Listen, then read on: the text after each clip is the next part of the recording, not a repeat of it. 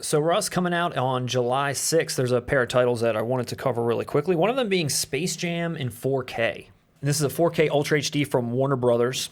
And you're getting a standard release, and you're also getting a Steelbook release. And then there is this company in France called the Titans of Cult, and they're putting out a Steelbook also, but it also has what appears to be kind of a nice slip and a sticker and maybe even a button or a pin that goes with it. So you have a couple of different options here. It's remastered in 4K, and then all the legacy stuff, just like all these 4K releases that have been coming out lately, they're just dumping it out there. Now, there is an audio commentary from Bugs Bunny. Bugs Bunny. And Daffy Duck, so... Was that on prior releases? I believe so. And then there's a couple music videos, too. Seals Fly Like an Eagle. And the Monsters anthem, Hit 'em High. The stunning omission of the R. Kelly classic, I Believe I Can Fly. Why isn't that video on here? Why couldn't they put the R. Kelly... Why? I've never seen this movie, but there are people that are pumped up about this. I don't know. Are you interested in this movie? Are you a fan? First off, let's call out what this is. What is it? Space Jam 2 comes out. It debuts on HBO Max Cash grab. July or something. I saw this movie for the first time about a year ago. Really? Yes, I'd never seen it. As years go on, I am always shocked to see how much love this film gets. For me, this felt forgettable when it came out. Was Bugs Bunny, was all this stuff even relevant in 1996? I mean, like you said, we were kind of like moved on. Was. We were 14 years old. Do you remember back in the 90s around this era, though, like all those Marvin the Martian shirts? Yeah. That was something. Like that? Yeah, what was it? Tiny Toons? That was kind of like... Animaniacs. It's not a terrible movie. It's exactly what you're expecting. Warner Brothers cartoon with classic characters thrown into, Michael Jordan, the NBA. It's exactly what you're expecting. If you dig that kind of thing, you'll probably have a blast. I'm not really into it, but as someone who isn't and watched it, I can respect it for what it was. I thought it would be a lot worse. I'll say that. Okay. I will say that. Maybe it'll look a little bit better in 4K. So, some people revere this as a classic. Would you call this a classic?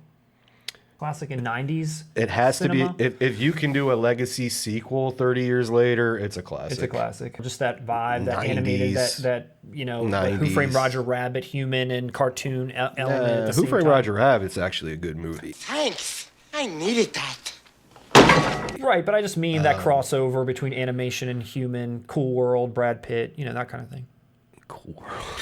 Where is our Cool World 4K? God damn it. But also out on the same day is Scott Pilgrim in 4K from Universal. And again, they're doing a standard release, which is the original sort of poster art. And then they've got, Best Buy and Zavvi Steelbook, which...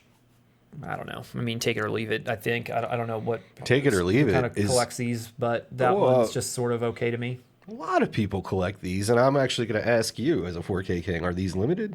It's out of stock already. So this is already out of stock. That's a big... So as you mentioned, it's already out of stock. Now, that's on Zavvi. Let's check Best Buy. The Best Buy version is here still in all its glory. Again, on this release, just like everything else we've talked about lately, it's just the movie in Ultra HD. You're getting all of the original features from other releases, deleted scenes, and some bloopers and commentaries and music videos and alternate footage and all that kind of stuff.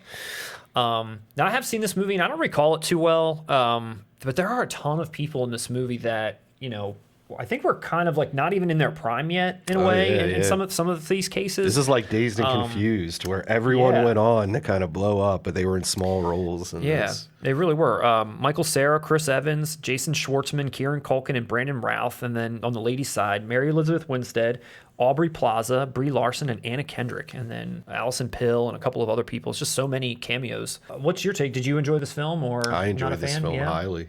And I was surprised. I was a huge fan of Edgar Wright. I went into this one with hesitance because it looked like a comic book video game movie, kind of, which it is. Yeah. But I gave it the benefit of the doubt based on how strong Shaun of the Dead, Hot Fuzz, Spaced. Edgar Wright's great.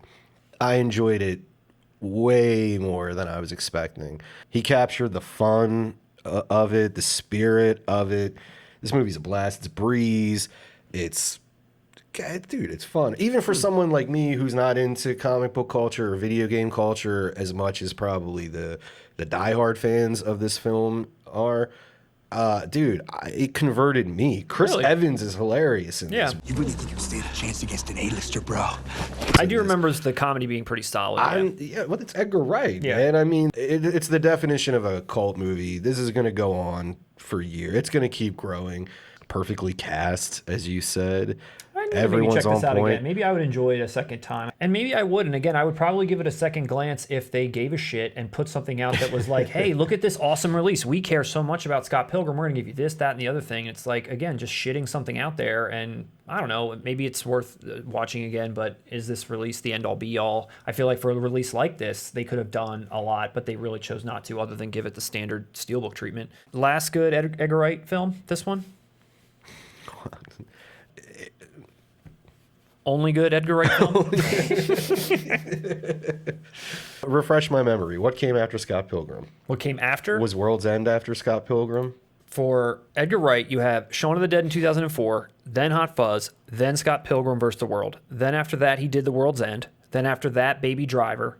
So he's still around. This isn't definitive. Yes. Scott Pilgrim is better than World's End and Baby Driver. I'm going to look right into all of your eyes as I say this. Scott Pilgrim versus the World is better than Hot Fuzz. You heard it here first, and probably last. Our show's probably going to be canceled now. All the hate's coming. All of our 80 fans. Mark, are you out there? Well, out the following week, on July 13th, is Almost Famous in 4K. And this is in a steel-only edition from Paramount. But there's a couple of other releases coming out in a few other countries, including one that is called Quasi Famosi, which I love that's how Almost Famous translates in Italian, Quasi Famosi.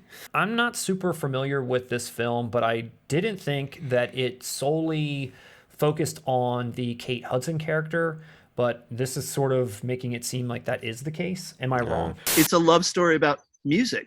And I think over time, it just sort of communicates more than anything else that I've done so far. It solely focuses on Cameron Crowe's ego because it's him retelling his glory days and nostalgic musings of him being a rock journalist at, 15 years old for Rolling Stone. And I thought he was the star of the movie in a way. He is, but who the hell remembers Patrick Fugit?